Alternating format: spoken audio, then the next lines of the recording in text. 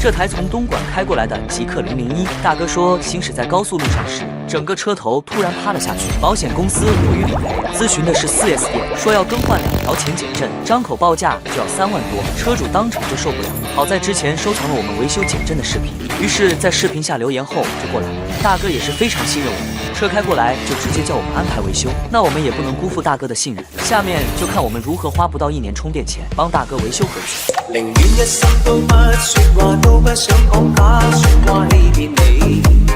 如果你是極氪001的車主，你是選擇換新還是維修呢？你會發覺間隔着一點點距離，無言地愛我偏不。你們覺得這樣的維修該收多少合適？評論區說出你的看法。